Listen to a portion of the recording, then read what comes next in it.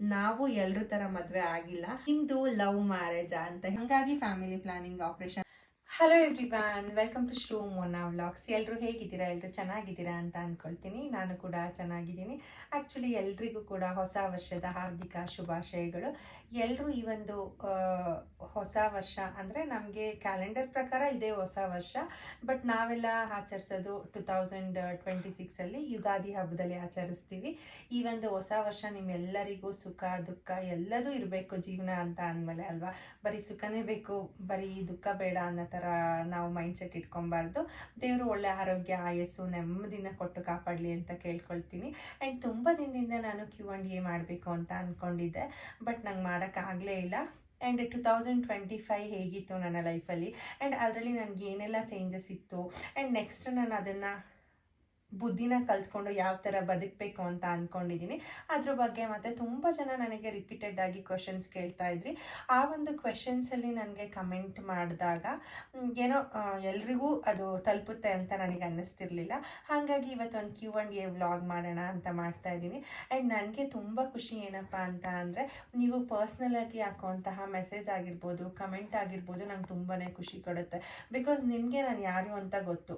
ಯಾಕೆ ಅಂತ ಅಂದರೆ ನನ್ನ ಲೈಫ್ ಸ್ಟೈಲ್ ಆಗಿರ್ಬೋದು, ಕೆಲವೊಂದು ನಾನು ನಿಮ್ಮ ಹತ್ರ ವಿಡಿಯೋ ಮುಖಾಂತರ ಶೇರ್ ಮಾಡ್ಕೊಂಡಿರ್ತೀನಿ, ಬಟ್ ತುಂಬ ಡೀಟೇಲ್ ಆಗಿ ನಿಮಗೆ ನನ್ನ ಬಗ್ಗೆ ಗೊತ್ತಿರೋದಿಲ್ಲ. ಬಿಕಾಸ್ ಯಾರೂ ನಮ್ಮ ದುಃಖನ ಶೂಟ್ ಮಾಡಿ ವಿಡಿಯೋದಲ್ಲಿ ಹಾಕಲ್ಲ, ನಮ್ಮ ಜಗಳನ ಶೂಟ್ ಮಾಡಿ ವಿಡಿಯೋದಲ್ಲಿ ಹಾಕಲ್ಲ. ನಾವು ಜಸ್ಟ್ ಶೇರ್ ಮಾಡೋದೇನು ನಮ್ಮ ಹ್ಯಾಪಿನೆಸ್ ಮತ್ತು ಕೆಲವೊಂದು ಟಿಪ್ಸ್ ಆ ಥರದನ್ನ ಶೇರ್ ಮಾಡ್ತೀವಿ. ನಮ್ಮ ಲೈಫಲ್ಲೂ ಎಲ್ಲರ ಥರನೇ ಅಪ್ ಆ್ಯಂಡ್ ಡೌನ್ಸ್ ಇದ್ದೇ ಇರುತ್ತೆ. ಆ್ಯಂಡ್ ಇನ್ನೊಂದೇನಪ್ಪ ಅಂತ ಅಂದರೆ 2025 ಕೆಲವರಿಗೆ ಅಪ್ಪ ಈ ವರ್ಷ ತುಂಬ ಕೆಟ್ಟದಾಗಿತ್ತು, ತುಂಬ ಒಳ್ಳೆಯದಾಗಿತ್ತು ಅಂತ ಅನಿಸುತ್ತೆ. ಬಟ್ ಏನು ಮಾಡೋಕ್ಕಾಗಲ್ಲ, ಕೆಲವೊಂದೊಂದು ಏನಾಗಬೇಕು ಅಂತ ಇರುತ್ತೆ ಅದನ್ನು ಅಕ್ಸೆಪ್ಟ್ ಮಾಡಿಕೊಂಡು ನಾವು ಪಾಸಿಟಿವ್ ಆಗಿ ಲೈಫ್ನ ಲೀಡ್ ಮಾಡಬೇಕು ಅಂತ ಹೇಳ್ತೀನಿ. ಆ್ಯಂಡ್ ನೀವೆಲ್ಲರೂ ಕೊಟ್ಟಿರುವಂತಹ ಪ್ರೀತಿ ಮತ್ತು ನೀವೆಲ್ಲರೂ ಹಾಕುವಂತಹ ಮೆಸೇಜ್ ಮತ್ತು ಕಮೆಂಟ್ಸ್ ನನಗೆ ತುಂಬಾ ಖುಷಿ ಕೊಟ್ಟಿದೆ. 0ಇಂದ ನನ್ನನ್ನು 2,25,000 ಸಬ್ಸ್ಕ್ರೈಬರ್ ತನಕ, ಫ್ಯಾಮಿಲಿ ತನಕ ತಂದಿದ್ದೀರಾ. ನಿಮ್ಗೆಲ್ರಿಗೂ ಕೂಡ ನಾನು ತುಂಬಾ ಚಿರಋಣಿಯಾಗಿರೋಕ್ಕೆ ಇಷ್ಟಪಡ್ತೀನಿ. ಆ್ಯಂಡ್ ನಿಮಗೆ ಕೆಲವೊಂದು ವೀಡಿಯೋಸಲ್ಲಿ ನಾನು ಮಾಡುವಂತಹ ಬ್ರ್ಯಾಂಡ್ಸ್ ಪ್ರಮೋಷನ್ ಇಷ್ಟ ಆಗಿಲ್ದೇ ಇರ್ಬೋದು, ಬಟ್ ನಾನೇನು ಮಾಡ್ತೀನಿ ಅಂದರೆ ಒಂದು ಎಥಿಕಲ್ ಆಗಿ ವೀಡಿಯೋಸ್ನ ಮಾಡ್ಕೊಂಡು ಬರ್ತೀನಿ. ಕೆಲವೊಂದು ಬ್ರ್ಯಾಂಡ್ಸಲ್ಲಿ ನನಗೆ ಈ ಬ್ರ್ಯಾಂಡ್ನ ನಾನು ಪ್ರಮೋಟ್ ಮಾಡ್ಬೋದು, ಈ ಬ್ರ್ಯಾಂಡ್ ಚೆನ್ನಾಗಿದೆ, ಈ ಪ್ರಾಡಕ್ಟ್ಸ್ ಚೆನ್ನಾಗಿದೆ ಅಂತ ನನಗೆ ಅನಿಸಿರೋಂತಹ ಬ್ರ್ಯಾಂಡ್ಸ್ ಅಷ್ಟೇ ಪ್ರಮೋಟ್ ಮಾಡಿರ್ತೀನಿ. ಆ್ಯಂಡ್ ಇವಾಗ ಕೆಲವೊಂದು ಸ್ಯಾರಿ ಆಗಿರ್ಬೋದು, ಡ್ರೆಸ್ ಆಗಿರ್ಬೋದು, ಆ ಥರದ್ದೆಲ್ಲ ಏನಕ್ಕೆ ಪ್ರಮೋಟ್ ಮಾಡಿರ್ತೀನಿ ಅಂತ ಅಂದರೆ, ನಮ್ಮ ಥರನೇ ಒಬ್ಬರು ಏನು ಒಂದು ಬಿಸ್ನೆಸ್ ಸ್ಟಾರ್ಟ್ ಮಾಡಬೇಕು, ಸಕ್ಸಸ್ ಆಗಬೇಕು ಅಂತ ಒಂದು ಒಳ್ಳೆ ಹೋಪಿಂದ ಸ್ಟಾರ್ಟ್ ಮಾಡಿರ್ತಾರೆ. ಅಂಥವ್ರಿಗೆ ನಾವೇನಾದರೂ ಹೆಲ್ಪ್ ಮಾಡಿದ್ರೆ ಅವರಿಗೂ ಹೆಲ್ಪ್ ಆಗುತ್ತೆ. ಜಸ್ಟ್ ನಾನು ಅವ್ರ ಹತ್ರ ಏನು ಅವ್ರು ಕಳಿಸ್ಕೊಡುವಂತಹ ಒಂದು ಡ್ರೆಸ್ನ ಇಸ್ಕೊಂಡಿರ್ತೀನಿ, ಒಂದು ಸ್ಯಾರಿನ ಇಸ್ಕೊಂಡಿರ್ತೀನಿ, ಬಿಕಾಸ್ ನಾನು ಅದನ್ನು ವೇರ್ ಮಾಡಿ ನಿಮ್ಮ ಮುಂದೆ ಪ್ರೆಸೆಂಟ್ ಮಾಡೋದಕ್ಕೋಸ್ಕರ ಅಷ್ಟೇ. ಅದನ್ನು ಬಿಟ್ಟರೆ ನಾನು ಅವ್ರ ಹತ್ರ ಯಾವುದೇ ರೀತಿ ಅಮೌಂಟನ್ನಾಗಿರ್ಬೋದು, ಇದುವರೆಗೂ ನಾನು ಯೂಟ್ಯೂಬ್ ಸ್ಟಾರ್ಟ್ ಮಾಡಿ 2 ವರ್ಷ ಆಗಿದೆ, ಇದುವರೆಗೂ ಇಸ್ಕೊಂಡಿಲ್ಲ. ಆ್ಯಂಡ್ ಮುಂದೆನೂ ಕೂಡ ಇಸ್ಕೊಬಾರ್ದು ಅಂತಲೇ ಅಂದ್ಕೊಂಡಿದ್ದೀನಿ. ನಾನು ಜಸ್ಟ್ ಏನು ಮಾಡ್ತೀನಿ ಅಂತ ಅಂದರೆ, ಕೆಲವೊಂದು ಬ್ರ್ಯಾಂಡ್ಸ್ ಇರುತ್ತೆ ಅಲ್ವಾ, ತುಂಬ ದೊಡ್ಡ ಬ್ರ್ಯಾಂಡ್ಸ್, ಆ ಬ್ರ್ಯಾಂಡ್ ಹತ್ರ ಮಾತ್ರ ನಾನು ಸುಮ್ಮನೆ ವರ್ಕ್ ಮಾಡಬಾರ್ದಲ್ವಾ. ಹಾಗಾಗಿ ಅವರಿಗೂ ನಾವು ಮಾಡೋ ವಿಡಿಯೋಯಿಂದ ಬೆನಿಫಿಟ್ ಇರುತ್ತೆ. ಹಾಗಾಗಿ ಕೆಲವೊಂದು ಫಿಕ್ಸ್ಡ್ ಅಮೌಂಟ್ ಅಂತ ಹೇಳಿ ಕೆಲವೊಂದು ಬ್ರ್ಯಾಂಡ್ ಹತ್ರ ನಾನು ಪೇಯ್ಡ್ ಪ್ರಮೋಷನ್ ಆಗಿನೂ ಕೂಡ ತಗೊಳ್ತೀನಿ. ಇದಿಷ್ಟನ್ನು ಹೇಳಬೇಕು ಅಂತ ಅನ್ನಿಸ್ತು. ಬಿಕಾಸ್ ಕೆಲವೊಂದು ಕಮೆಂಟಲ್ಲಿ ಕೆಲವರು ಯೂಟ್ಯೂಬಿಂದ ಮಾಡುವಂತಹ ದುಡ್ಡು, ಪ್ರಮೋಷನಿಂದ ಮಾಡುವಂತಹ ದುಡ್ಡಿಂದ ಶೋಕಿ ಮಾಡ್ತೀರಾ ಅಂತ ಹೇಳ್ತಾರಲ್ವ. ಖಂಡಿತವಾಗ್ಲೂ ಅದು ನಾವು ಕಷ್ಟಪಟ್ಟು ವಿಡಿಯೋ ಮಾಡಿ ತೊಗೊಂಡಿರುವಂತಹ ದುಡ್ಡು, ಅದರಿಂದನೂ ಶೋಕಿ ಮಾಡ್ತೀನಿ, ಇಲ್ಲ ಅಂತ ನಾನು ಯಾವತ್ತೂ ಹೇಳಲ್ಲ. ಬಟ್ ನಾನು ಯೂಟ್ಯೂಬ್ ಸ್ಟಾರ್ಟ್ ಮಾಡೋಕ್ಕಿಂತ ಮುಂಚೆನೂ ನಮ್ಮ ಮನೆಯೂ ಹೀಗೆ ಇತ್ತು, ನನ್ನ ಲೈಫ್ ಸ್ಟೈಲು ಹೀಗೆ ಇತ್ತು, ಆ್ಯಂಡ್ ನನ್ನ ಡ್ರೆಸ್ಸಿಂಗ್ ಸೆನ್ಸು ಹೀಗೆ ಇತ್ತು. ಅದರಿಂದ ನನ್ನ ಲೈಫ್ ಸ್ಟೈಲ್ ಮೇಲೆ ಯಾವುದೇ ರೀತಿ ಇಂಪ್ಯಾಕ್ಟ್ ಆಗಿಲ್ಲ, ಚೇಂಜಸ್ ಅಂತೂ ಖಂಡಿತ ಆಗಿಲ್ಲ. ಬಿಕಾಸ್ ನಾನು ಆವಾಗಲೂ ವರ್ಕ್ ಮಾಡ್ತಾ ಇದ್ದೆ, ಅರ್ನ್ ಮಾಡ್ತಾ ಇದ್ದೆ. ಸೊ ಈಗಲೂ ಯೂಟ್ಯೂಬಲ್ಲಿ ವೀಡಿಯೋಸ್ ಮಾಡಿ ಕಂಟೆಂಟ್ ಮಾಡಿ ವರ್ಕ್ ಮಾಡ್ತಾ ಇದ್ದೀನಿ ಆ್ಯಂಡ್ ಅರ್ನ್ ಮಾಡ್ತಾ ಇದ್ದೀನಿ. ಸೊ ಒಂದು ಲೈಫ್ ಸ್ಟೈಲ್ನ ಬ್ಯಾಲೆನ್ಸ್ಡ್ ಆಗಿ ನಡೆಸ್ಕೊಂಡು ಹೋಗ್ತಾ ಇದ್ದೀನಿ. ಸೊ ಈಗ ಕ್ವಿಕ್ಕಾಗಿ ನೀವು ಕೇಳಿರುವಂತಹ ಒಂದು ಕ್ವೆಶನ್ಸಿಗೆ ಆನ್ಸರ್ ಮಾಡುವಂತಹ ಸಮಯ. 2025 ಹೇಗಿತ್ತು ಅಂತ ಅಂದರೆ, ಆ್ಯಕ್ಚುಲಿ ನನಗೆ ತುಂಬಾ ಚೆನ್ನಾಗಿತ್ತು 2025. ಬಿಕಾಸ್ ನಾನು ಜಾನ್ವರಿಯಲ್ಲಿ ನಮ್ಮದು ಆ್ಯನಿವರ್ಸರಿ ಇತ್ತು. ಸೊ ಜಾನ್ವರಿ ಆಗಿದ್ದು ನೆಕ್ಸ್ಟ್ ಮಂತ್ ಅಂದರೆ ಫೆಬ್ ಮಂತಲ್ಲೇ ನಾನು ಪ್ರೆಗ್ನೆನ್ಸಿ ಇದ್ದೀನಿ ಅಂತ ಕನ್ಫರ್ಮ್ ಆಗಿರೋವಂತಹ ಮಂತು. ಸೊ ಹಾಗಾಗಿ ನನ್ನ ಹಸ್ಬೆಂಡ್ ಆಗಿರ್ಬೋದು, ಅಪ್ಪ ಅಮ್ಮ ಆಗಿರ್ಬೋದು, ಫ್ಯಾಮಿಲಿ ಆಗಿರ್ಬೋದು, ಫ್ರೆಂಡ್ಸ್ ಆಗಿರ್ಬೋದು, ಕಸಿನ್ಸ್ ಆಗಿರ್ಬೋದು, ಪ್ರತಿಯೊಬ್ಬರು ಒಂಥರ ನನ್ನನ್ನು ಪ್ಯಾಂಪರಿಂಗ್ ಥರನೇ ಟ್ರೀಟ್ ಮಾಡೋಕ್ಕೆ ಸ್ಟಾರ್ಟ್ ಮಾಡಿದ್ರು. ಇವಾಗ ನನ್ನ ಹಸ್ಬೆಂಡ್ ಏನಾದರೂ ಒಂದು ಫ್ಯಾಮಿಲಿ ಅಂತ ಅಂದಮೇಲೆ ಒಂದು ಮಾತು ಬರುತ್ತೆ ಹೋಗುತ್ತೆ ಅಲ್ವಾ, ಹರ್ಟ್ ಮಾಡೋ ಅಂಥದ್ದು, ಬೈಯೋ ಅಂಥದ್ದು, ಅಮ್ಮ ಅಪ್ಪ ಹಸ್ಬೆಂಡ್ ಆಗಿರ್ಬೋದು, ಯಾರೇ ಆಗಿರ್ಬೋದು. ಬಟ್ ನನಗೆ ಯಾರು ಹರ್ಟ್ ಮಾಡಿಲ್ಲದೆ ಇರೋವಂತಹ ವರ್ಷ, ಬಿಕಾಸ್ ನಾನು ಪ್ರೆಗ್ನೆಂಟ್ ಇದ್ದೀನಿ, ಅವಳಿಗೆ ಹರ್ಟ್ ಮಾಡಬಾರ್ದು ಅಂತ. ಸೊ ಹಾಗಾಗಿ ತುಂಬಾ ಹ್ಯಾಪಿಯಾಗಿತ್ತು ಆ್ಯಂಡ್ ತುಂಬಾ ಜಾಲಿಯಾಗಿ ಎಲ್ಲ ಕಡೆಗೂ ತಿರುಗಾಡಿಕೊಂಡು ತುಂಬ ಖುಷಿಯಿಂದ ಸುಖ ದುಃಖಗಳಿಂದ ಈ ವರ್ಷ ತುಂಬಾ ಚೆನ್ನಾಗಿ ಹೋಗಿತ್ತು 2025. ನಾನು ಅದೇ ಅಂದ್ಕೊಳ್ತಾ ಇದ್ದೆ, ನಾನು ಎಲ್ಲಿ ಹೋಗಬೇಕು ಅಂದರೂ ಹೋಗ್ತಾ ಇದ್ದೆ, ಬೇಕಾಗಿದ್ದು ತಗೊಳ್ತಾ ಇದ್ದೆ. ಮೋನಂತೂ ಎಲ್ಲ ಕಡೆ ತಿರುಗಿಸ್ತಾ ಇದ್ರು, ಬಿಕಾಸ್ ನೀನು ಪ್ರೆಗ್ನೆಂಟ್ ಇದೆಯಾ. ಮತ್ತು ನಾನು ಏನಾರು ಒಂಚೂರು ಜೋರಾಗಿ ಮಾತಾಡೋಕೆ ಹೋದರೆ, ಈ ಟೈಮಲ್ಲಿ ಜೋರಾಗಿ ಮಾತಾಡಬೇಡ, ಸಿಟ್ಟು ಮಾಡ್ಕೋಬೇಡ ನೀನು ಅನ್ನೋ ಥರ ತುಂಬಾ ಪಾಸಿಟಿವ್ ಆಗಿತ್ತು. ಆ್ಯಂಡ್ ಅಮ್ಮನೂ ಅಷ್ಟೇ ತುಂಬ ಸಪೋರ್ಟಿವ್ ಆಗಿದ್ದರು. ಫ್ರೆಂಡ್ಸ್ ಆಗಿರ್ಬೋದು, ಕಸಿನ್ಸ್ ಆಗಿರ್ಬೋದು, ಫ್ಯಾಮಿಲಿ ಆಗಿರ್ಬೋದು, ಆ್ಯಂಡ್ ನೀವು ಹಾಕುವಂತಹ ಮೆಸೇಜ್ ಕಮೆಂಟ್ಸಿಂದ ಆಗಿರ್ಬೋದು, ನಾನು ತುಂಬಾ ಹ್ಯಾಪಿಯಾಗಿದ್ದಂತಹ ವರ್ಷ 2025. ಆ್ಯಂಡ್ ನನ್ನ ಎರಡನೇ ಮಗಳು ಹುಟ್ಟಿದಂತಹ ವರ್ಷ. ಸೊ 2025 ನನಗೇನಪ್ಪ ಗಿಫ್ಟ್ ಅಂತ ಅಂದರೆ ನನ್ನ ಮಗಳು ತಿಯಾ. ಆ್ಯಂಡ್ ಇವಾಗ ನೀವು ಕೇಳಿರೋಂತಹ ಕ್ವೆಶನ್ಸಿಗೆ ಆನ್ಸರ್ ಮಾಡ್ತೀನಿ. ಆ್ಯಂಡ್ ನಾನು 2025 ಏನು ಕಲಿತೆ ಅಂತ ಅಂದರೆ, ಕೆಲವೊಂದು ನನಗೆ ಬೇಜಾರಾಗಿತ್ತು, ಮತ್ತು ಕೆಲವ್ರನ್ನ ಟ್ರಸ್ಟ್ ಮಾಡಿ ನನಗೆ ಹರ್ಟ್ ಆಗಿತ್ತು. ಅದನ್ನು ಯಾವ ಥರ ನೆಕ್ಸ್ಟ್ ಇಯರ್ ನಾನು ಬದುಕಬೇಕು, ಏನನ್ನ ಹೇಳಬೇಕು, ಏನನ್ನ ಹೇಳಬಾರ್ದು, ಯಾರ ಜೊತೆ ಹೆಂಗಿರಬೇಕು, ಯಾರ್ಯಾರ ಜೊತೆ ಯಾವ ಥರ ಬಿಹೇವ್ ಮಾಡಬೇಕು ಅನ್ನೋದನ್ನು ಕಲಿಸ್ಕೊಟ್ಟಂತಹ ವರ್ಷ. ಹಾಗಾಗಿ ನಾನೇನು ಡಿಸೈಡ್ ಮಾಡಿದ್ದೀನಿ, ಎಲ್ಲದನ್ನು ಬ್ಯಾಲೆನ್ಸ್ಡ್ ಮಾಡಿಕೊಂಡು ಹೇಗಿರಬೇಕು ಅನ್ನೋದನ್ನು ಕೆಲವೊಂದನ್ನು ಕಲ್ತ್ಕೊಂಡಿದ್ದೀನಿ. ಬಟ್ ಹಂಗೆ ಅಂದ್ಕೊಂಡಿರ್ತೀನಿ, ಬಟ್ ಯಾವುದನ್ನು ನಾನು ಆ ಥರ ಮಾಡಲಿಲ್ಲ. ಆ್ಯಂಡ್ ಇನ್ನೊಂದೇನೆಂದರೆ 2025 ನಾನು ಇಟ್ಕೊಂಡಿರೋ ರೆಸಲ್ಯೂಷನಲ್ಲಿ ಕಾರ್ ಡ್ರೈವಿಂಗ್ ಕಲಿಬೇಕು ಅಂತ ಅಂದ್ಕೊಂಡಿದ್ದೆ. ಬಟ್ ಅದೊಂದು ಕಲಿಯೋಕ್ಕಾಗಲೇ ಇಲ್ಲ, ಬಿಕಾಸ್ ನಾನು ಪ್ರೆಗ್ನೆಂಟ್ ಆಗಿಬಿಟ್ಟೆ ಫೆಬ್ಬಲ್ಲಿ. ಹಾಗಾಗಿ ಡ್ರೈವಿಂಗ್ ಕ್ಲಾಸಿಗೆ ಹೋಗೋಕ್ಕಾಗಲಿಲ್ಲ, ಡ್ರೈವಿಂಗ್ ಕಲಿಯೋಕ್ಕಾಗಲಿಲ್ಲ.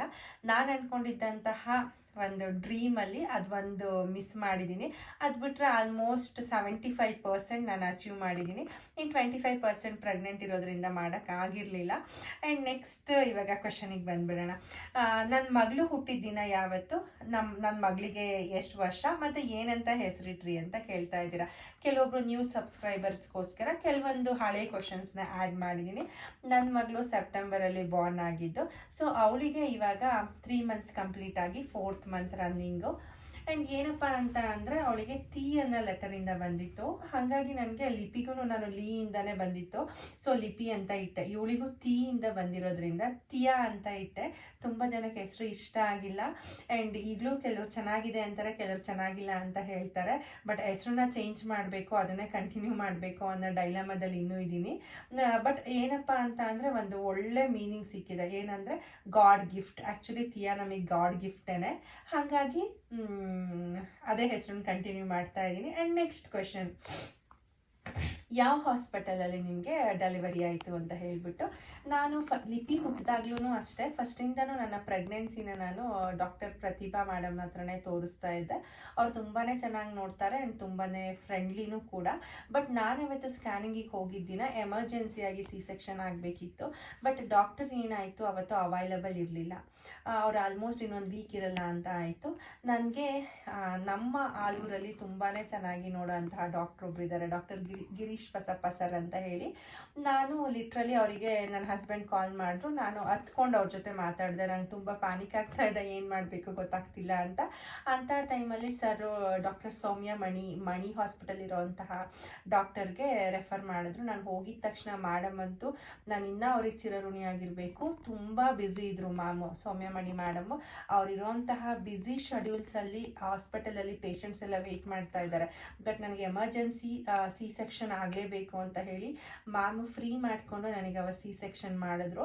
ಹಾಗಾಗಿ ನಾನು ಡೆಲಿವರಿ ಆಗಿದ್ದು ಮಣಿ ಹಾಸ್ಪಿಟಲಲ್ಲಿ. ಆ್ಯಂಡ್ ಅಲ್ಲಿ ಫ್ಯಾಕಲ್ಟೀಸ್ ಆಗಿರ್ಬೋದು, ಪ್ರತಿಯೊಂದು ಆಗಿರ್ಬೋದು, ನನಗಂತೂ ತುಂಬಾ ಚೆನ್ನಾಗಿ ಡೆಲಿವರಿ ಆಯಿತು. ಆ್ಯಂಡ್ ಎಲ್ಲ ಆರಾಮಾಗಿ ಬಂದ್ವಿ. ಆ್ಯಂಡ್ C-section ಯಾಕಾಯಿತು ಅಂತ ಅಂದರೆ, ನನಗೆ ಶುಗರ್ ಇದ್ದಿದ್ದರಿಂದ ನಾನು ಫಸ್ಟ್ ಟೈಮ್ ಮೆಂಟಲಿ ರೆಡಿ ಆಗಿಬಿಟ್ಟಿದ್ದೆ. ಆ್ಯಂಡ್ ಫಸ್ಟ್ನೇದು ನನಗೆ ಸಿ ಸೆಕ್ಷನ್ನೇ ಆಗಿರೋದ್ರಿಂದ ಇದನ್ನು ಸಿ ಸೆಕ್ಷನ್ನೇ ಮಾಡಿಸ್ಕೊಂಡೆ. ನಾನು ನಾರ್ಮಲ್ ಡೆಲಿವರಿಗೆ ನಾನು ಟ್ರೈಯೇ ಮಾಡಲಿಲ್ಲ.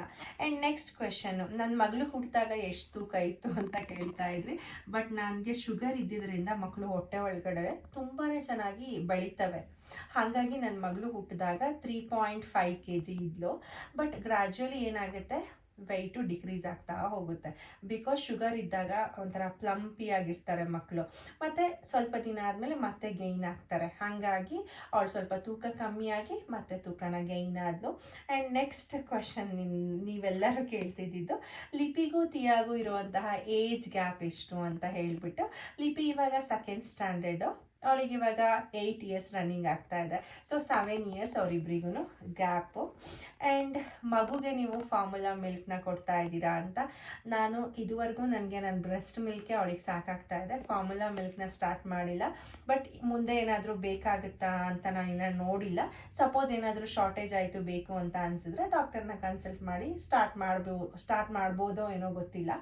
ಆ್ಯಂಡ್ ನೆಕ್ಸ್ಟ್, ಬ್ಯಾಕ್ ಪೇಯ್ನ್ ಇದೆಯಾ, ಬೆಲ್ಟ್ ಯೂಸ್ ಮಾಡ್ತಿದ್ದೀರಾ ಅಂತ ಹೇಳಿಬಿಟ್ಟು. ನಾನು ಪಾಪುಗೆ ರಾತ್ರಿ ಟೈಮೆಲ್ಲ ಕೂತ್ಕೊಂಡೇ ಫೀಡ್ ಮಾಡಿಸ್ತಾ ಇದ್ದೆ, ಬಿಕಾಸ್ ಮಲ್ಕೊಂಡು ಮಾಡಿಸ್ಬೇಡಿ ಅಂತ ಡಾಕ್ಟ್ರು ಹೇಳೋರು. ಆ್ಯಂಡ್ ಮಲ್ಕೊಂಡು ಮಾಡಿಸ್ಬೇಡಿ ಅನ್ನೋ ಇಂಟೆನ್ಷನ್ ಏನೂ ಇಲ್ಲ. ನಾವು ನಿದ್ದೆ ಮಾಡಿಬಿಡ್ತೀವಿ, ಮಗುಗೆ ಮಿಲ್ಕ್ ಫ್ಲೋ ಜಾಸ್ತಿಯಾಗಿ ಮಗುಗೆ ಏನಾದರೂ ಉಸಿರು ಕಟ್ಟುತ್ತೆ ಅನ್ನೋ ಒಂದು ಇಂಟೆನ್ಷನಿಂದ ಹೇಳ್ತಾರೆ ಅಷ್ಟೇ.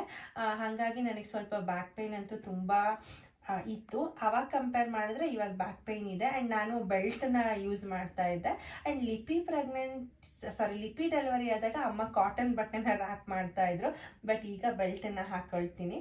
ಆ್ಯಂಡ್ ನೆಕ್ಸ್ಟ್, ಪೋಸ್ಟ್ ಪಾರ್ಟಮ್ ವೆಯ್ಟ್ನ ಹೇಗೆ ರೆಡ್ಯೂಸ್ ಮಾಡಿದ್ರಿ ಅಂತ. ಆ್ಯಕ್ಚುಲಿ ಡೆಲಿವರಿ ಆಗಿ 2 months ನಾನು ತುಂಬಾ ಸಣ್ಣ ಇದ್ದೆ. ಏನಂತ ಅಂದರೆ ಅಮ್ಮ ನನಗೆ ತುಂಬ ಡಯಟ್ ಥರನೇ ಫುಡ್ ಕೊಡ್ತಾಯಿದ್ರು. ಹಿಂದಿನ ಕಾಲದ ಬಾಣಂತನ ಹೇಗೆ ಮಾಡ್ತಾರೆ ಅದೇ ಥರ ಅಮ್ಮ ಫುಡ್ ಕೊಡ್ತಾಯಿದ್ರು. ಹಾಗಾಗಿ ನನ್ನದು ಹೊಟ್ಟೆ ಎಲ್ಲ ಕರಗಿತ್ತು. 3 monthsಲ್ಲಿ ಸ್ವಲ್ಪ ಏನಾಯಿತು, ತರಕಾರಿ ಹಣ್ಣು ಎಲ್ಲ ಚೆನ್ನಾಗಿ ತಿನ್ನೋಕ್ಕೆ ಸ್ಟಾರ್ಟ್ ಮಾಡಿದೆ. ಹಾಗಾಗಿ ಮತ್ತೆ ಸ್ವಲ್ಪ ಚಬ್ಬಿಯಾಗಿ ಆಗಿದ್ದೀನಿ. ನಾನು ಹೇಳೋ ಸಜೆಷನ್ ಏನಂತ ಅಂದರೆ, ಡಾಕ್ಟರ್ ಹೇಳೋದನ್ನು ಕೇಳಬೇಕು, ಅದ್ರ ಜೊತೆಗೆ ಹಿಂದಿನವರು ಅಷ್ಟಿಲ್ದೇ ಕೆಲವೊಂದು ಪದ್ಧತಿಗಳನ್ನ ಮಾಡಿರಲ್ಲ. ಹಾಗಾಗಿ ಅವರು ಏನು ಹೇಳಿರ್ತಾರೆ ಅದನ್ನು ಫಾಲೋ ಮಾಡಬೇಕು. ಸೊ ಬಾಣಂತನದಲ್ಲಿ ಏನು ಬಾಡಿ ಇರುತ್ತೆ ಅದು ಕರಗಬೇಕು. ನಮಗೆ ಮೈಯಲ್ಲಿ ಚೆನ್ನಾಗಿ ನೀರಿಳಿದು ಕರಗಿದ್ರೆ ಅಷ್ಟೇ ನಾವು ಹೆಲ್ದಿಯಾಗಿರೋಕ್ಕೆ ಸಾಧ್ಯ. ಮತ್ತು ಹೇಳ್ತಾರೆ ಬಾಣಂತಿಯರು ಯಾವುದೇ ಕಾಯಿಲೆ ಇದ್ರೂ ಆ ಟೈಮಲ್ಲಿ ಅದನ್ನು ಹೋಗಿಸ್ಕೋಬೋದು, ಮತ್ತು ಆ ಟೈಮಲ್ಲಿ ಬಂದಂತಹ ಕಾಯಿಲೆ ಲೈಫ್ ಲಾಂಗ್ ಕ್ಯಾರಿ ಆಗುತ್ತೆ ಅಂತ. ಆ್ಯಂಡ್ ಏನಪ್ಪ ಅಂತ ಅಂದರೆ, ತುಂಬ ಇಂಪಾರ್ಟೆಂಟ್ ಕ್ವೆಶನ್ ಇದು, ಎಲ್ಲರೂ ಕೇಳ್ತಾ ಇದ್ರಿ, ಶುಗರ್ ನಾರ್ಮಲ್ ಆಯಿತಾ ಅಂತ ಹೇಳಿಬಿಟ್ಟು. ನನಗೆ ಡೆಲಿವರಿ ಆಗಿದ್ದು ನೆಕ್ಸ್ಟ್ ಡೇಗೆ ನನಗೆ ಟೆಸ್ಟ್ ಮಾಡಿದ್ರು, ಬಾರ್ಡರಲ್ಲಿತ್ತು. ಅದಾದಮೇಲೆ 1 week ನಾನು ಡಿಸ್ಚಾರ್ಜ್ ಆಗೋ ದಿನ ಟೆಸ್ಟ್ ಮಾಡಿದ್ರು. ಸೊ ಆವಾಗೂ ಕೂಡ ಬಾರ್ಡರಲ್ಲಿತ್ತು. 15 days ಆದಮೇಲೆ ನಾರ್ಮಲ್ ತೋರಿಸ್ತಾ ಇತ್ತು. 1 month ಆದಮೇಲೂ 1 month ಅಲ್ಲ 2 months ಆದಮೇಲೂ ಚೆಕ್ ಮಾಡಿಸಿದೆ. ಸೊ ಆವಾಗ ಕಂಪ್ಲೀಟಾಗಿ ಶುಗರ್ ನಾರ್ಮಲ್ ಆಯಿತು. ಸೊ ಯಾರಿಗಾದರೂ ನಿಮಗೂ ಇದ್ದರೆ ಖಂಡಿತ ಕ್ಯಾರಿ ಆಗಲ್ಲ, ಹ್ಯಾಪಿಯಾಗಿ ನೀವು ಡೆಲಿವರಿ ಮಾಡ್ಕೊಳ್ಳಿ, ಕಡಿಮೆ ಆಗುತ್ತೆ. ನನ್ನ ಮಗಳಿಗೆ ಯಾವ ಸ್ಕಿನ್ ಕೇರ್ ಯೂಸ್ ಮಾಡ್ತಿದ್ದೀರಾ ಅಂತ ಹೇಳ್ಬಿಟ್ಟು ಕೇಳ್ತಾ ಇದ್ದೀರಾ ಅಲ್ವಾ. ನಾನು ಅದನ್ನು ಒಂದು ನೆಕ್ಸ್ಟ್ ವಿಡಿಯೋದಲ್ಲಿ ಕಂಪ್ಲೀಟಾಗಿ ಶೇರ್ ಮಾಡಬೇಕು ಅಂತ ಅಂದ್ಕೊಂಡಿದ್ದೀನಿ, ಆವಾಗ ಶೇರ್ ಮಾಡ್ತೀನಿ. ಆ್ಯಂಡ್ ನೆಕ್ಸ್ಟು, ತುಂಬ ಕೇಳಿರುವಂತಹ ಕ್ವೆಶನ್ ಇದು, 2ನೇ ಮಗು ಹೆಣ್ಮಗು ಆಗಿರೋದ್ರ ಬಗ್ಗೆ ಏನು ಅನ್ನಿಸ್ತು, ನಿಜ ಹೇಳಿ, ನಿಮಗೆ ಬೇಜಾರಾಯ್ತಾ, ಬೇಜಾರಾಗಲಿಲ್ವಾ ಅಂತ ತುಂಬ ಜನ ಕೇಳಿರುವಂತಹ ಕ್ವೆಶನ್ನು.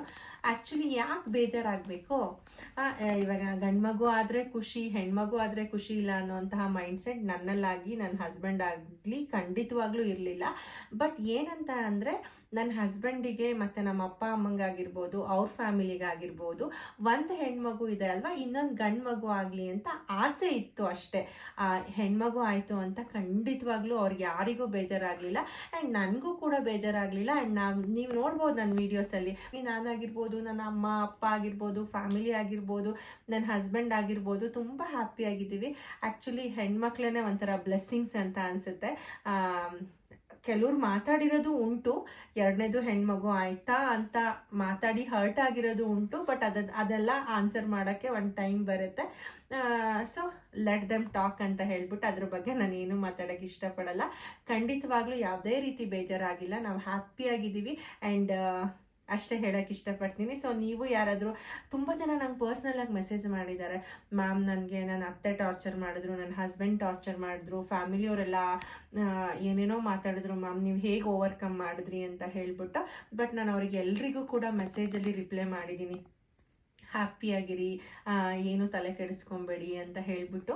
ಬಟ್ ನೀವು ಆ ಥರದ್ದು ಯಾರಾದರೂ ಇದ್ದರೆ ಮಕ್ಕಳನ್ನೇ ತುಂಬಾ ಚೆನ್ನಾಗಿ ಬೆಳೆಸಿ ಅವ್ರಿಗೆ ಒಂದು ಎಜುಕೇಷನ್ ಕೊಡಿ, ಅವ್ರಿಗೆ ಒಂದು ಡಿಸಿಪ್ಲಿನ್ನ ಹೇಳ್ಕೊಡಿ ಅಂತ ಸಜೆಸ್ಟ್ ಮಾಡ್ತೀನಿ. ಬೇಜಾರು ಇಲ್ಲ, ಬಟ್ ಆಸೆ ಇತ್ತು, ಆ ಒಂದು ಆಸೆನ ಪರವಾಗಿಲ್ಲ, ಏನು ನಮಗೇನು ಸಿಗಬೇಕು ಅನ್ನೋದು ಸಿಕ್ಕಿದೆ ಅನ್ನೋದನ್ನು ಅಕ್ಸೆಪ್ಟ್ ಮಾಡಿಕೊಂಡು ನಾವು ತುಂಬಾ ಖುಷಿಯಾಗಿದ್ದೀವಿ. ಆ್ಯಂಡ್ ನೆಕ್ಸ್ಟು ಸ್ಟ್ರೆಚ್ ಮಾರ್ಕ್ಸ್ ಇದೆಯಾ ಅಂತ ಕೇಳ್ತಾ ಇದ್ದೀರಾ. 100% ತುಂಬಾ ಸ್ಟ್ರೆಚ್ ಮಾರ್ಕ್ ಇದೆ, ಬಟ್ ನಾನಿನ್ನೂ ಅದಕ್ಕೇನು ಸೊಲ್ಯೂಷನ್ ಫೈಂಡ್ ಔಟ್ ಮಾಡಿಲ್ಲ. ಸಪೋಸ್ ಫೈಂಡ್ ಔಟ್ ಮಾಡಿದ್ರೆ ಅದನ್ನು ಖಂಡಿತ ನಾನು ನಿಮ್ಮ ಜೊತೆ ಶೇರ್ ಮಾಡ್ಕೊಳ್ತೀನಿ.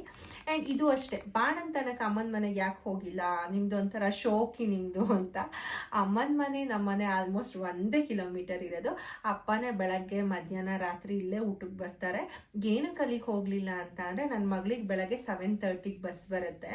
ಸೊ ಏನಪ್ಪ ಅಂತ ಅಂದರೆ, ನಮ್ಮನೆಯಿಂದ ಬಸ್ಸಿಗೆ 100 ಮೀಟರ್ ವಾಕಬಲ್ ಡಿಸ್ಟೆನ್ಸಲ್ಲಿ ಹೋಗ್ಬೋದು. ಬಟ್ ಅಪ್ಪನ ಮನೆಗೆ ಹೋದರೆ ಅಪ್ಪನ ಮನೆಯಿಂದ 1 ಕಿಲೋಮೀಟರ್ ಆಗುತ್ತೆ. ಸೊ 7:30ಗೆ ಇರೋದ್ರಿಂದ ನನ್ನ ಮಗಳು ಅಲ್ಲಿಂದ ಒಂದು 7:15ಗೆ ಬಿಡಬೇಕಾಗತ್ತೆ. 5-10 ಮಿನಿಟ್ಸ್ ಬೇಕಾಗುತ್ತೆ. ಅವಳಿಗೆ ರಿಸ್ಕ್ ಆಗುತ್ತಲ್ಲ ಅಂತ ಹೇಳ್ಬಿಟ್ಟು ಅವಳಿಗೋಸ್ಕರ ನಮ್ಮಮ್ಮ ಇಲ್ಲೇ ಇದ್ದಾರೆ. ಆ್ಯಂಡ್ ನಮ್ಮ ಅಪ್ಪಂಗೂ ಊಟ ತಿಂಡಿಗಾಗಿರ್ಬೋದು ಯಾವುದೇ ರೀತಿ ತೊಂದರೆ ಇಲ್ಲ. ಹಾಗಾಗಿ ಬಾಣಂತನಕ್ಕೆ ಅಮ್ಮನ ಮನೇಲಿ ಇಲ್ಲ, ನನ್ನ ಗಂಡನ ಮನೇಲಿ ಆರಾಮಾಗಿ ಬಾಣಂತನ ಮಾಡಿಸ್ಕೊಂಡು ವಿಡಿಯೋನ ಮಾಡಿಕೊಂಡು ನಿಮಗೂ ಕೆಲವೊಂದು ಕಂಟೆಂಟ್ಸ್ನ ಶೇರ್ ಮಾಡ್ತಾ ಇದ್ದೀನಿ. ಆ್ಯಂಡ್ ಇನ್ನೊಂದು ಕ್ವೆಶನ್ ಕೇಳಿದ್ದೀರಾ, ಮೇಡಮ್ ನೀವು ಹೆಂಗೆ, ತುಂಬ ಜೋರ, ತುಂಬ ಸಾಫ್ಟಾ, ಹೆಂಗೆ ಅಂತ ಹೇಳಿಬಿಟ್ಟು. ಆ್ಯಕ್ಚುಲಿ ನಾನು ತುಂಬ ಕಾಂಪ್ರಮೈಸ್ ಆಗ್ತೀನಿ ಪ್ರತಿಯೊಂದು ವಿಷಯದಲ್ಲೂ ಕೂಡ. ನಾನು ಸಾಫ್ಟು ಇಲ್ಲ, ಜೋರು ಇಲ್ಲ. ಬಟ್ ನಾನು ಹೇಗೆ ಅಂತ ಅಂದರೆ, ನನಗೆ ಸಿಂಪಲ್ಲಾಗಿ ಹರ್ಟ್ ಮಾಡಿರ್ತಾರಲ್ವ, ಅವ್ರಿಗೆ ಯಾವತ್ತೂ ನಾನು ಹರ್ಟ್ ಮಾಡೋಕ್ಕೆ ಹೋಗಲ್ಲ. ಸಿಂಪಲ್ಲಾಗಿ ಅಂದರೆ ಕೆಲವೊಂದು ಸಣ್ಣ ಪುಟ್ಟ ಹರ್ಟ್ ಆಗಿರುತ್ತಲ್ವ, ಅವ್ರಿಗೆ ನಾನು ತಿರುಗಿಸಿ ಹರ್ಟ್ ಮಾಡೋಕ್ಕೆ ಹೋಗಲ್ಲ. ಸುಮ್ಮನೆ ಆಗ್ಬಿಡ್ತೀನಿ, ಇರಲಿ ಪರವಾಗಿಲ್ಲ, ಅವ್ರ ನೇಚರೇ ಹಾಗೆ ಅಂತ ಸುಮ್ಮನೆ ಆಗ್ತೀನಿ. ಸಪೋಸ್ ಏನಾದರೂ ತುಂಬ ಹರ್ಟ್ ಮಾಡಿ ನನ್ನ ಒಂದು ಲೈಫ್ ವಿಷಯಕ್ಕಾಗಿರ್ಬೋದು, ನನ್ನ ಒಂದು ಫ್ಯಾಮಿಲಿ ವಿಷಯಕ್ಕಾಗಿರ್ಬೋದು ಏನಾದರೂ ಬಂದು ಅವರಿಂದ ನನಗೆ ತುಂಬ ತೊಂದರೆ ಆಗಿದೆ ಅಂದರೆ ಮಾತ್ರ ನಾನು ಅವ್ರ ಜೊತೆ ತುಂಬಾ ಕೆಟ್ಟದಾಗಿ ರಿಯಾಕ್ಟ್ ಮಾಡ್ತೀನಿ. ಶ್ರುತಿ ಹಿಂಗ ಅನ್ನೋ ಥರ ರಿಯಾಕ್ಟ್ ಮಾಡ್ತೀನಿ ಅಷ್ಟೇ. ಅದು ಬಿಟ್ರೆ ನಾನು ತುಂಬ ಕಾಂಪ್ರಮೈಸ್ ಆಗ್ತೀನಿ, ತುಂಬ ಅಡ್ಜಸ್ಟ್ ಆಗ್ತೀನಿ. ಬಟ್ ಎಲ್ಲರ ಜೊತೆನೂ ಚೆನ್ನಾಗಿರಬೇಕು ಅನ್ನೋ ಥರ ನನ್ನ ಮೈಂಡ್ಸೆಟ್ಟು, ಯಾರಿಗೂ ಹರ್ಟ್ ಮಾಡಬಾರ್ದು ಅನ್ನೋ ಮೈಂಡ್ಸೆಟ್ ಇರೋಳು ನಾನು. ಹಾಗಾಗಿ ಯಾರಿಗೂ ನಾನು ಅಷ್ಟು ಈಸಿಯಾಗಿ 99% ಹರ್ಟ್ ಮಾಡಲ್ಲ. ಹರ್ಟ್ ಮಾಡೂ ಇಲ್ಲ ಇದುವರೆಗೂ. ನನ್ನ ಫ್ರೆಂಡ್ಸಿಗಾಗಿರ್ಬೋದು, ಫ್ಯಾಮಿಲಿಗಾಗಿರ್ಬೋದು, ಕಸಿನ್ಸಿಗಾಗಿರ್ಬೋದು ನಾನು ಹರ್ಟ್ ಮಾಡಿರೋದು ನನಗೆ ಗೊತ್ತೇ ಇಲ್ಲ. ಇದು ನನ್ನ ಒಂದು ಕ್ಯಾರೆಕ್ಟರ್. ಆ್ಯಂಡ್ ನೆಕ್ಸ್ಟು ನಮ್ಮ ಊರು ಯಾವುದು, ನಾನು ಏನು ಓದಿದ್ದೀನಿ, ನನ್ನ ಏಜ್ ಯಾವುದು, ಇದು ಆಲ್ರೆಡಿ ಹೇಳಿದ್ದೀನಿ. ನನ್ನ ನ್ಯೂ ಸಬ್ಸ್ಕ್ರೈಬರ್ಸಿಗೋಸ್ಕರ ಹೇಳ್ತಾ ಇದ್ದೀನಿ. ನಮ್ಮೂರು, ನಾವಿವಾಗ ಪ್ರೆಸೆಂಟ್ ಇರೋದು ಆಲೂರು. ನಾನು ಮಾಸ್ಟರ್ ಡಿಗ್ರಿನ ಮಾಡಿದ್ದೀನಿ, MCOM ಮಾಡಿದ್ದೀನಿ. ಆ್ಯಂಡ್ AVK ಕಾಲೇಜ್ ಹಾಸನಲ್ಲಿ ಆಲ್ಮೋಸ್ಟ್ ಒಂದು 7 ಇಯರ್ಸ್ ಕೂಡ ವರ್ಕ್ ಮಾಡಿದ್ದೀನಿ. ಆ್ಯಂಡ್ ನನ್ನ ಏಜು 1991 ಬಾರ್ನ್. ನಾನು ನೀವೇ ಏಜ್ನ ಗೆಸ್ ಮಾಡಿ, ಮೇ ಮಂತಲ್ಲಿ ಬಾರ್ನ್ ಆಗಿರೋದು. ಆ್ಯಂಡ್ ನನ್ನ ದೊಡ್ಡ ಮಗಳ ಹೆಸರೇನು ಪ್ರತಿಯೊಂದು ವಿಡಿಯೋಸಲ್ಲೂ ಹೇಳ್ತಾನೆ ಇರ್ತೀನಿ, ಲಿಪಿ ಅಂತ ಹೇಳ್ಬಿಟ್ಟು. ಅವಳ ಏಜು ಮತ್ತು ಕ್ಲಾಸ್, ಅವಳ ಏಜ್ 8 ಇಯರ್ಸು, 2nd ಸ್ಟ್ಯಾಂಡರ್ಡಲ್ಲಿ ಇದ್ದಾಳೆ ಅವಳು. ಅಂದರೆ 7 ಇಯರ್ಸ್ ಕಂಪ್ಲೀಟ್ ಆಯಿತು, ಇವಾಗ 8ಗೆ ಬಿದ್ದಿದೆ. ಆ್ಯಂಡ್ ಹಸ್ಬೆಂಡ್ ಏನು ಜಾಬ್ ಮಾಡ್ತಾರೆ, ಅವರಲ್ಲಿ ಯಾವ ಗುಣ ನಿಮಗಿಷ್ಟ? ನನ್ನ ಹಸ್ಬೆಂಡ್ ಆ್ಯಕ್ಚುಲಿ ಬಿಸ್ನೆಸ್ ಮಾಡ್ತಾರೆ. ಇದು ಆ್ಯಕ್ಚುಲಿ ತುಂಬ ರಿಪೀಟೆಡ್ ಕ್ವಶನು, ನಿಮಗೆ ಏನು ಗುಣ ಇಷ್ಟ ಅಂತ ಹೇಳ್ಬಿಟ್ಟು.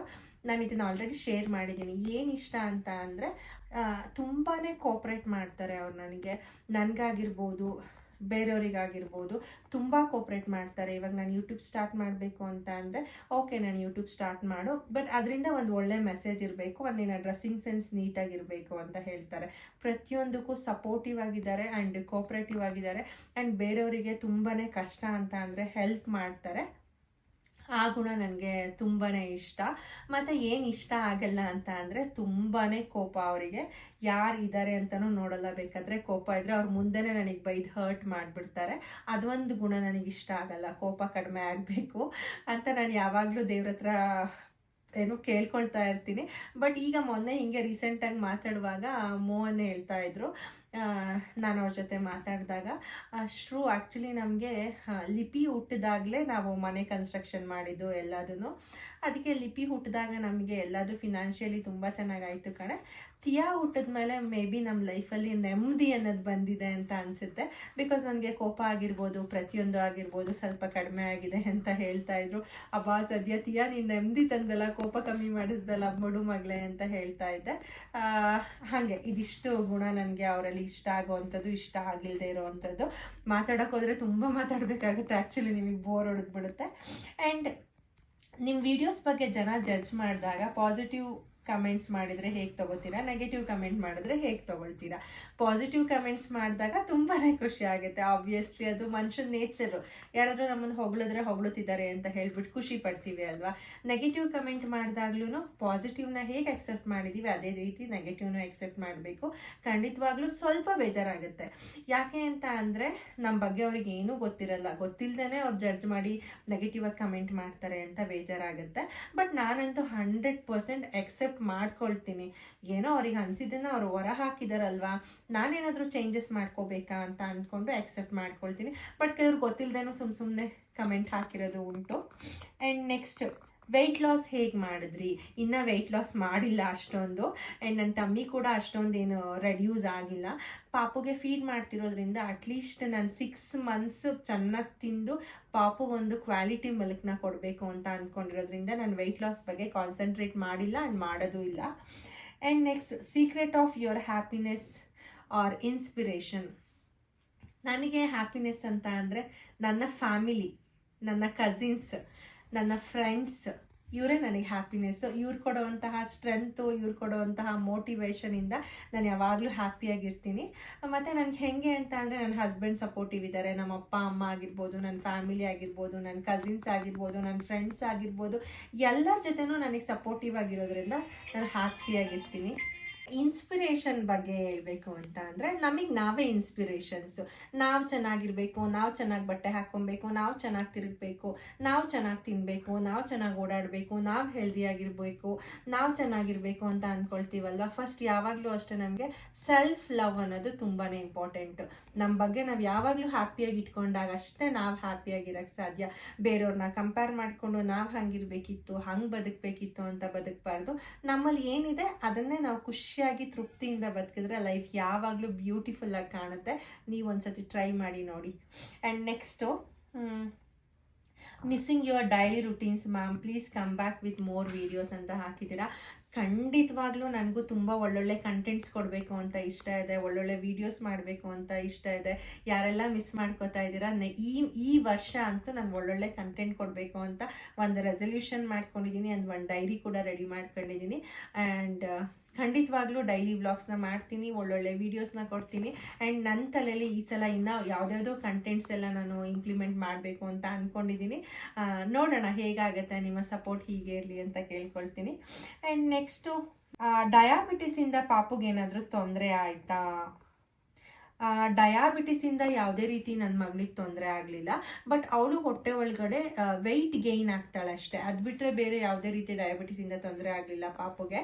ಏನಪ್ಪ ಅಂತ ಅಂದರೆ, ಅವಳು ಹುಟ್ಟಿದಾಗ ಅವಳ ಕಾಲಿಂದ ಬೆರಳು ಏನಿರುತ್ತೆ ಆ ಬೆರಳಿಗೆ ಅವಳಿಗೆ ಪ್ರಿಕ್ ಮಾಡಿಬಿಟ್ಟು ಅವಳಿಗೆ ಏನಾದರೂ ಡಯಾಬಿಟಿಸ್ ಇದೆಯಾ ಅಂತ ಚೆಕ್ ಮಾಡ್ತಾರೆ ಅಷ್ಟೇ. ಅದರಿಂದ ಮಗುಗೆ ಯಾವುದೇ ರೀತಿ ತೊಂದರೆ ಆಗಲ್ಲ.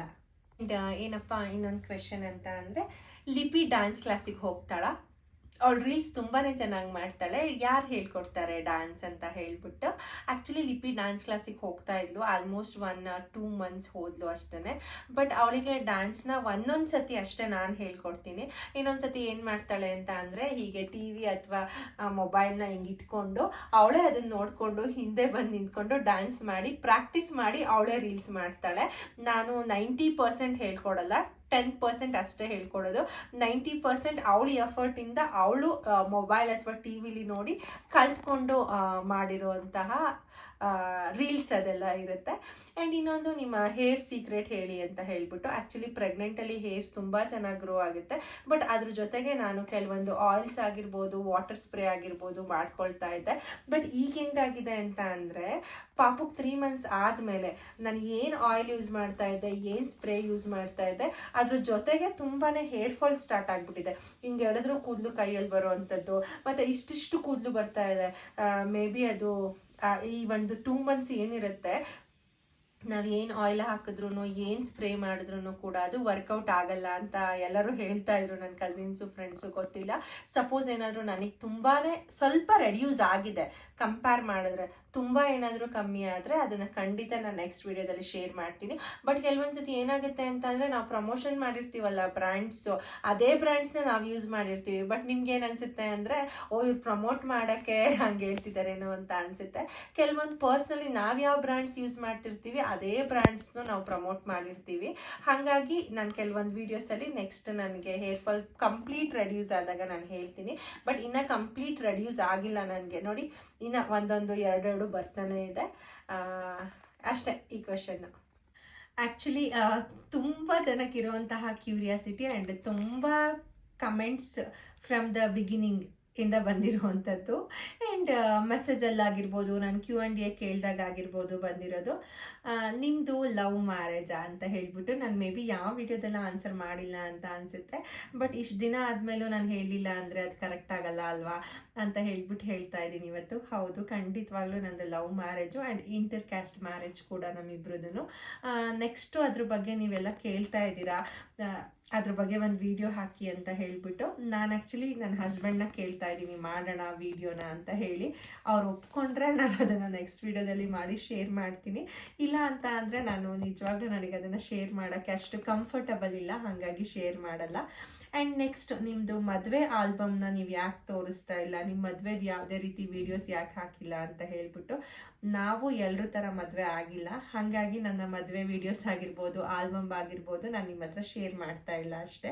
ಆ್ಯಂಡ್ ಇನ್ನೊಂದು ತುಂಬ ಕೇಳ್ತಾ ಇರೋವಂತಹ ಕ್ವೆಶನ್ಸು, ಯಾಕೆ ಕೇಳ್ತಿದ್ದೀರಾ ಅಂದರೆ, ಮೇ ಬಿ ಕೆಲವರ ಮೈಂಡ್ಸೆಟ್ಟಲ್ಲಿ ಇವ್ರಿಗೆ 2 ಗರ್ಲ್ ಬೇಬಿ ಆಗಿದೆ, ಇವ್ರು ಇನ್ನೊಂದು ಮಗು ಮಾಡ್ಕೊಳ್ತಾರೇನೋ, ಇನ್ನೊಂದು ಬಾಯ್ ಬೇಬಿ ಬೇಕು ಅಂತ ಅಂದ್ಕೊಂಡಿದ್ದಾರೇನೋ ಅನ್ನೋ ಕ್ಯೂರಿಯಾಸಿಟಿಯಿಂದ ಕೇಳಿದ್ದೀರಾ. ಖಂಡಿತ ನೀವು ಕೇಳಿರೋ ಕ್ವೆಶನ್ಸ್ ತಪ್ಪು ಅಂತ ನಾನು ಯಾವತ್ತೂ ಬ್ಲೇಮ್ ಮಾಡಲ್ಲ.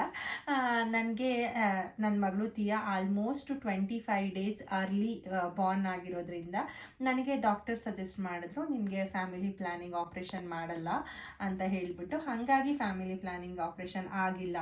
ಇಷ್ಟೇ ಅಲ್ಲ ನಿಮ್ಮ ಡೌಟ್ ಇದ್ದಿದ್ದು. ಆಲ್ಮೋಸ್ಟ್ ನಿಮ್ಮ ಎಲ್ಲ ಒಂದು ಕ್ವೆಶನ್ಸ್ನು ನಾನು ಕ್ಲಿಯರ್ ಮಾಡಿದ್ದೀನಿ ಅಂತ ಅಂದ್ಕೊಳ್ತೀನಿ. ಹೋಪ್ ನಿಮ್ಗೆಲ್ರಿಗೂ ಈ ಒಂದು ವಿಡಿಯೋ ಖುಷಿಯಾಗಿರುತ್ತೆ ಆ್ಯಂಡ್ ನೀವು ಕೇಳಿರುವಂತಹ ಕ್ವೆಶನ್ಸ್ನೆಲ್ಲ ಕ್ಲಿಯರ್ ಮಾಡಿದ್ದೀನಿ. ನಾನು ಮತ್ತೆ ಇನ್ನೊಂದು ಒಳ್ಳೆ ಕಂಟೆಂಟ್ ಜೊತೆ ನಿಮಗೆ ಸಿಗ್ತೀನಿ. ಆ್ಯಂಡ್ ನನ್ನ ಚಾನಲಲ್ಲಿ ಯಾವ ಥರ ವೀಡಿಯೋಸ್ ನಿಮಗೆ ಇಷ್ಟ ಆಗುತ್ತೆ, ಯಾವ ಥರ ವೀಡಿಯೋಸ್ ಮಾಡಿದ್ರೆ ಖುಷಿ ಆಗುತ್ತೆ, ಏನನ್ನ ಎಕ್ಸ್ಪೆಕ್ಟ್ ಮಾಡ್ತೀರಾ ಅಂತ 1-2 ಕಮೆಂಟ್ಸ್ನ ಹಾಕಿದ್ರೆ ನನಗೆ ತುಂಬಾ ಹೆಲ್ಪ್ಫುಲ್ ಆಗುತ್ತೆ. ಬಿಕಾಸ್ ನೀವು ಏನನ್ನ ನೋಡೋಕ್ಕೆ ಇಷ್ಟಪಡ್ತೀರಾ ಅಂತ ನನಗೆ ಗೊತ್ತಾಗಲ್ಲ ಅಲ್ವಾ. ಸೊ ಇವತ್ತಿಗೆ ಈ ಒಂದು ವಿಡಿಯೋನ ಮುಗಿಸ್ತಾ ಇದ್ದೀನಿ. ದಯವಿಟ್ಟು ನನ್ನ ಚಾನಲ್ನ ಲೈಕ್ ಮಾಡಿ, ಶೇರ್ ಮಾಡಿ, ಸಬ್ಸ್ಕ್ರೈಬ್ ಮಾಡಿ. Thank you all.